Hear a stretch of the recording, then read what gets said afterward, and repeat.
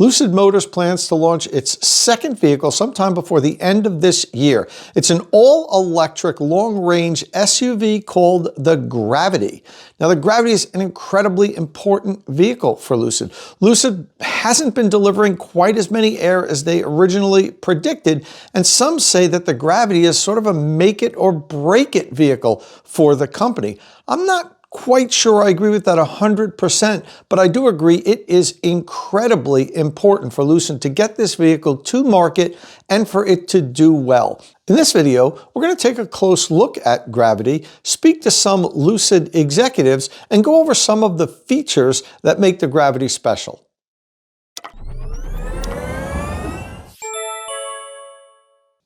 Back in December, when I had the opportunity to check out the Gravity for the first time up close at a New York City event, I was also able to speak with a couple Lucid executives. I spoke with Jenny Ha, who is the exterior design manager of the Gravity, and also David Flynt, who's the head of UX. I interviewed both of these executives to get their impression of Lucid Gravity and tell us a little bit about their features. Then a few weeks ago, when I went to the AMP1 factory, actually phase 2 of AMP1 factory grand opening event in Casa Grande, Arizona, I spoke with Derek Jenkins, who's the Senior Vice President of Design and Brand for Lucid.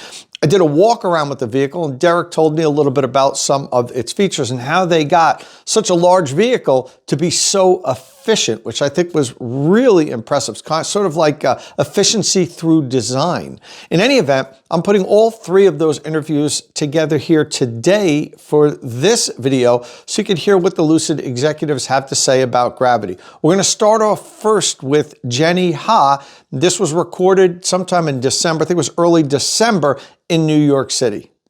This video, as well as all of the videos here on State of Charge, is sponsored by Qmerit. Once I've helped you decide which electric vehicle charger you're going to buy, then follow the link in the description of my videos and have Qmerit install it. So I'm here with Jenny Ha, Exterior Design Manager for Lucid. Jenny, tell us a little bit about the front end of the Gravity here. Yes, so Gravity is really designed to carry the family look of Air. So you can really see that graphically we carried the heritage from Air, but we made it more taller and sit higher and a bit to show this noble and strong SUV-ness. Yes. And it has a little bit more angles to the plan shape, so it gives a bit more attitude. You have the light bar that goes across, the distinctive Lucid light bar with the vertical lines in these air curtains here. Yes, it's exactly the same kind of function.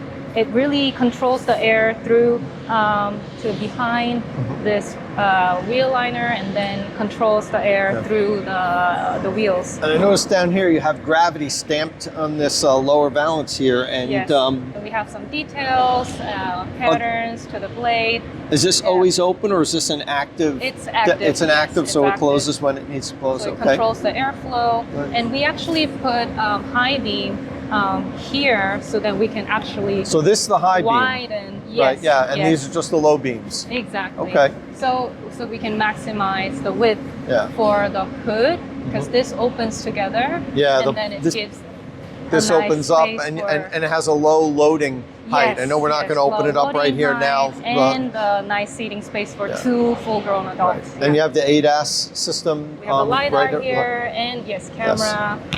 Okay, let's take a look at the side. Yeah. So we have a quite high belt line and strong fenders, which gives a nice ports kind of up here. Stance. And I noticed you also have from the A pillar all the way back to the D pillar. This is sort of a different type of material, yes, right? It's a metallic thin metal actually, which is a signature of Air. We did it with the cant rail, and this time we're still keeping it on the window trim so that it continues to the D pillar trim here. It really highlights and distinguishes as a Lucid product. And this is available in either this bright silver or a darker color? Yes, so you can see over there the stealth. In the other vehicle, mode. That's the stealth mode? Yes. Okay. Yes. All right. exactly And the the door same. handles, I noticed, we're not going to press them right now, but you press in and they pop open. Yes, So like air. yeah, it's similar Yeah, to the, so is it the same door handle or something It is. similar? It is. Same. Yes, the same. same. Okay. Yeah, And- so the single line feature going from the nose blade all the way to the body side, and then it continues to here to the tail lamp. Okay, let's take a look at the back. Yeah. So the main thing. This is really nice, the light bar. Yeah, I love and it's this feature. dimensional. You could feel it sticks out. So we got to have this single exposed light guide where it doesn't require a cover lens. So it really shows this full technical look. And we control this area, the airflow, by using this feature. So it doesn't disturb the air for aerodynamic reasons. And the rear is really designed to control the air really nicely. So the spoiler and this deep-pillared fairing was really carefully curated to control the air and reduce the drag and the spoiler hangs out a lot. Yes, you know, efficiency and the range. more than typical. And when now this static model here does not have a rear wiper, but it's going to have a wiper on the production. Yes, it will These be are pre-production, and it'll be come from the top. It won't be located from down here. Yeah, it won't be visible. Now I also noticed it's got a very low loading height on the back here. Yes. I mean, this is really the bumper is very low on this vehicle. Yes. And is that for aerodynamics? Is that just for it's really for to maximize the space. The space that you can actually use. So the loading height is actually here. Yeah. But we made a visual trick to make the bumper higher and stronger by using this aero flick beam and positioning it here to make sure that it has this strong SUV bumper feeling. So this is structural. This is part of the bumper, even though it's really part of the hatch that lifts up. Exactly. Okay. Very nice. Well, listen, thank you very much. I appreciate your time. You're welcome. Good luck with the Gravity. Thank you very much. Next up, we're going to talk to David Flynt, the head of UX for Gravity. And we actually sit inside the vehicle and go over some of the Gravity's features and its user experience. So next up, I'm here with Dave Flynt, who's the head of UX for Lucid. We're going to do a quick little tour of inside the Gravity. So David, tell me what you did in here. Yeah, sure, thanks. Well, welcome to the Gravity Clearview cockpit. One of the things you're going to see right away is that we raise this 34-inch OLED screen up a little bit, bring it closer to the field of vision so that you can keep your eyes on the road and sort of get peripheral information. We also changed this steering wheel from air, so it's much more rectangular.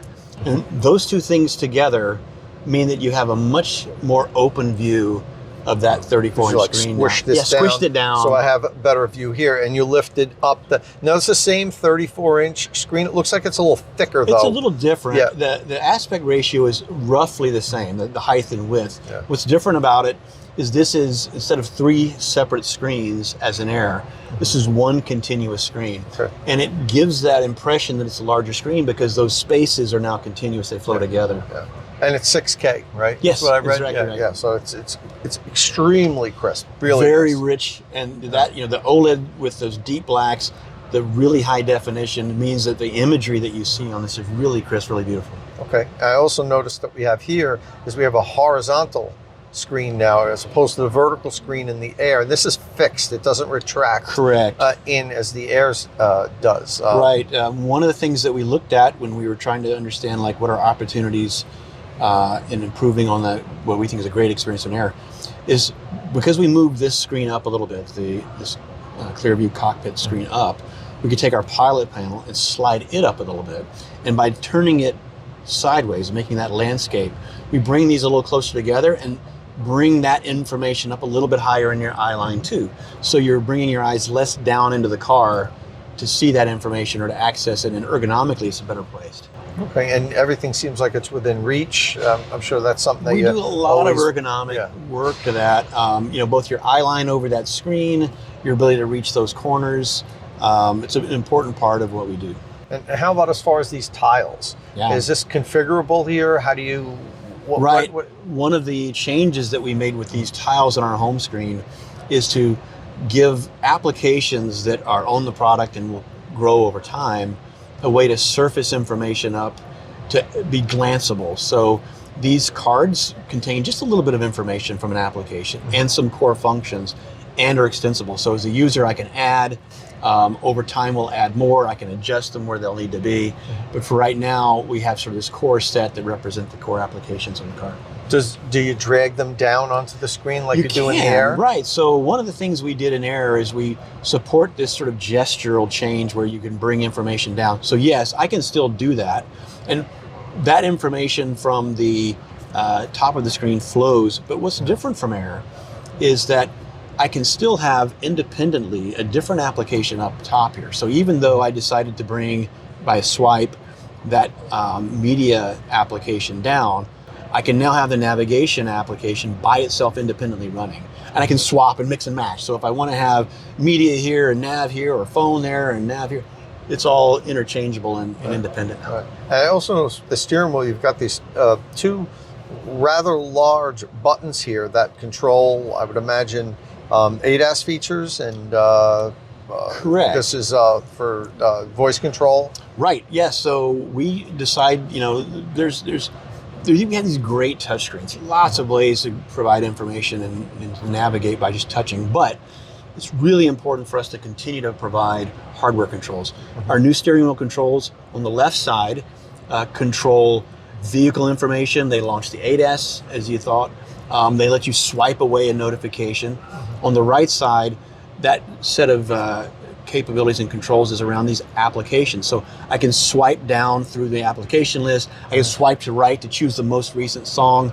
I can, with this button, activate the voice control, or I can use this button to do what I want it to do. So I can program this button. Maybe I want it to be the seat heater. Maybe I want it to be some other function, but I can say what that button is going to be as a user. So it swipes as well as clicks, because It does. when you depress it, you can get that distinctive, like tactical feedback that you know that it clicked. But That's really But you don't important. have to do that. You can just swipe also. You can do both, right? Yeah. It's so we really like the feel, and you can feel quality when you click on something and it has a good sort of click and it feels right. That tactile element is really important to us. But we can have it both. Like we can have both that and this sort of modern swipe gesture that makes these really coarse interactions happen much more quickly. Yeah. So we don't have to sacrifice to get both of those things. Okay, so you talked a little bit about how the screen is one continuous screen. Are there any uses where it would be one continuous, display, other Right. than it's kind of compartmentalized now? I've got this, I've got this, I've got Right. this, I've got this. Right. Yeah, there's some key experiences that we've created in this concept we call Sanctuary. And that content space is really great to do things like create these sort of immersive environments where now that unbroken screen and those two screens working together is one large screen, and the ambient lights, the sound system, the seat backs, the HVAC, all the climate information, all of this is creating this sort of immersive environment. We can do that with places like we've done here. We call these lucid spaces. I should feel the warm breeze on my face from the climate system right now. We've also worked with a company called Metatopia to create content that's appropriate for mindfulness scenarios to help me sort of relax, rejuvenate, and have information in this space and experiences in this space that are tailored for it. How the lights work, how the sound works, how the seat works, all of those coupled together to really put you in this different mindset. Maybe while you're DC fast charging, and Exactly, you're waiting for the very vehicle well. to charge up. No, you can and sit exactly in. right. I could go inside to whatever the store is there, or I could take a few minutes and just do some breathing exercises. It's tough on the road sometimes. I need to have a little bit of moment to relax. The air blowing into my face as I inhale and out. There are times when this is about restoration and rejuvenation, but sometimes I just want to have a good time. I'm with my friends. I want to perform. And, the lights, the sound system, this space is really about supporting me in this performance, right? And then we also think that, one of the connections we make with you over time is about events that happen, activities that happen. Now, if it were the day after New Year's and I would happen to get in the car, this would greet me instead of that welcome sequence that I might normally have. And again, all of these elements working together, a little bit of a surprise moment, something that makes me smile and gives me a moment of delight. That's part of the payoff when we move to this different screen architecture and we have all of these other supporting technologies around us. Okay, listen, thank you very much for your time. Good luck with Gravity. Thanks, I appreciate it. And finally, we're going to talk to Derek Jenkins. Derek is the Senior Vice President of Design and Brand for Lucid. And while I was at the AMP1 Phase 2 grand opening a few weeks ago, I got Derek to do a walk around of Gravity for me. We could talk about how they got such a large SUV to be so efficient.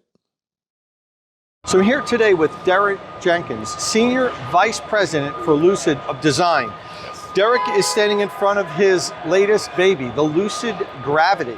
This is an all-electric SUV that's planned on launching at the end of 2024. Now, a few weeks ago, I sat down with Peter Rawlinson inside of a Gravity to discuss Peter's thoughts on the Gravity, but now I'm talking to the gentleman who's responsible for the exterior design. And one of the things I talked about with Peter that I was impressed with was that this is an SUV, yet it's estimated to put up some incredible efficiency numbers. 4.6 miles per kilowatt hour, 450 plus miles of range with somewhere around 115, 120 kilowatt hour battery pack. And yet it has the interior cargo volume almost of that of a Cadillac Escalade. That's right. So how did you do this? Is this witchcraft? A little bit, I would say. I don't know whether, I mean, it's very real, I'll tell you that, because it is this balance, this dance, this kind of combination of attributes, whether you're talking about aerodynamics, whether you're talking about not making too large of a vehicle, interior space and volume, ease and cargo, getting all this right in a single vehicle is really a dance. There's a lot of compromise being made between design, engineering, manufacturing, but honestly, this is where I think Lucid excels, is trying to bring the important attributes all together in a single product. Sure. Well, I mean, you are known for making incredibly efficient vehicles. The Air is probably the most efficient electric vehicle out there today. And now the Gravity is looking to be the most efficient SUV. That's right. I noticed the roof line's a little bit lower than some of the SUVs of this 7-seat SUVs, and the drag coefficient is estimated to be very low. I forget what was it, 0.23? Below, yeah, 0.23. Yeah.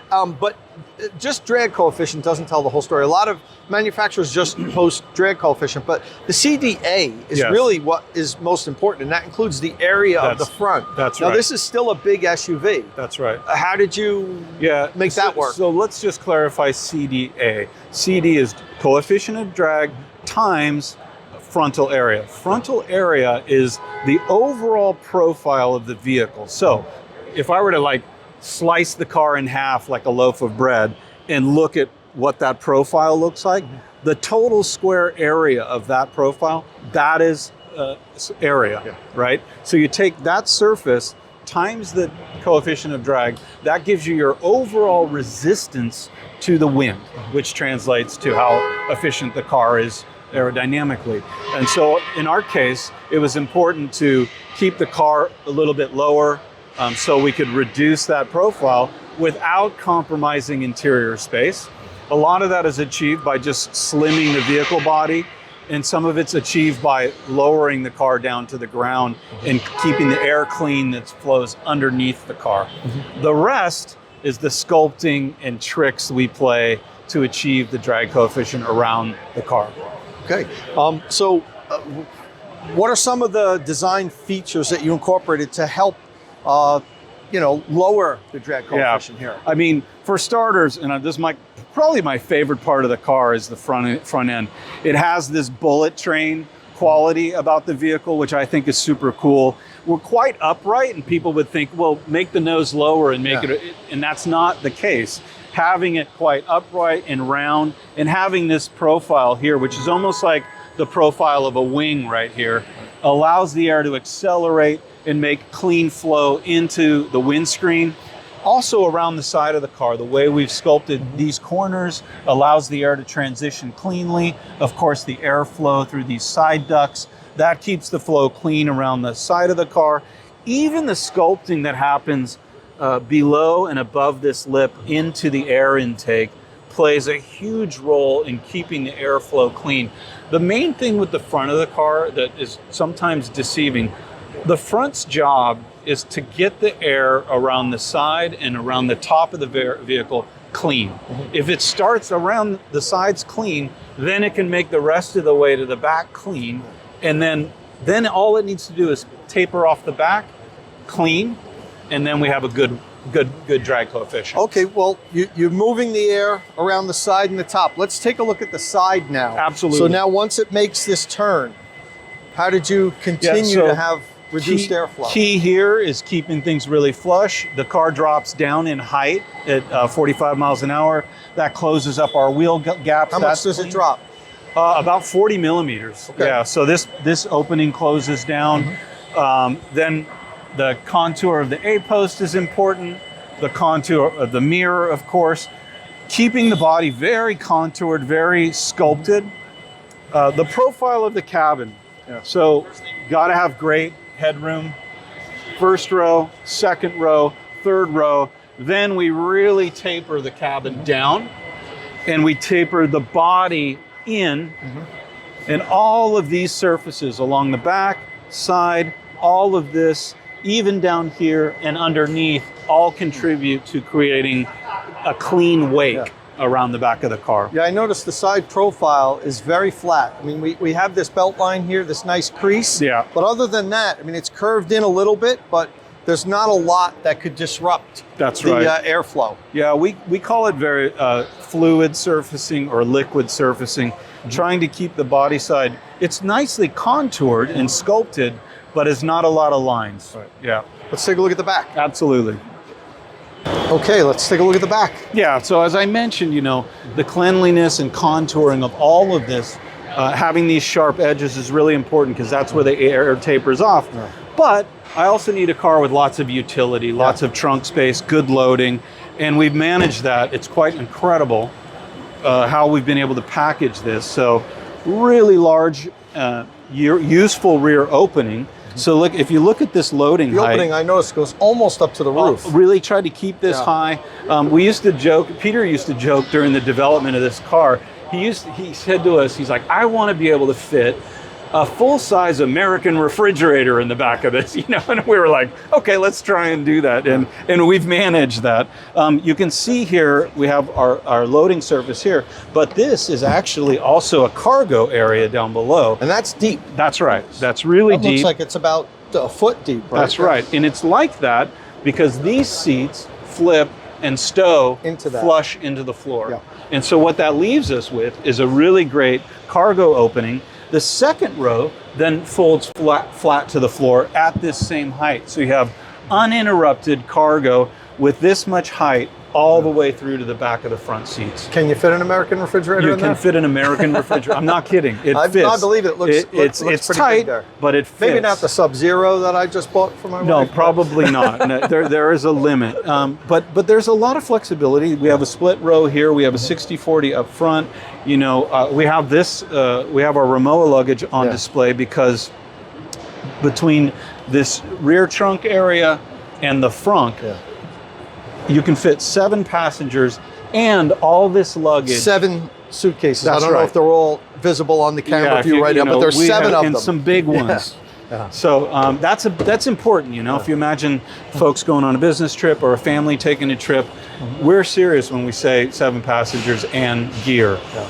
All right, and all this adds up to what you hope to be the most efficient SUV in the world when it hits the market, sometimes at the end of 2024, and it's going to be built in this building. We're at phase 2 build out of AMP1 in Casa Grande, Arizona. This facility is 3 million square feet. The phase 1 was just short of 1 million square feet. That's right. So there's 4 million square feet of manufacturing facility here, and I'm going to talk to Peter Rollinson a little bit about that next in the next video.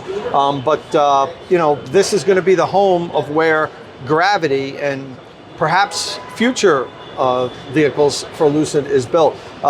Thank you very much. I really appreciate your time here, Peter. Peter. Derek. It's all right. It's all right. Thanks, Tom. And you know, always it's a pleasure. always a pleasure talking to you. You always offer some insights. Fantastic packaging here. I think you did a really great job on it. I love the way the vehicle looks, and good luck bringing this to market at the end of the year. Thank you.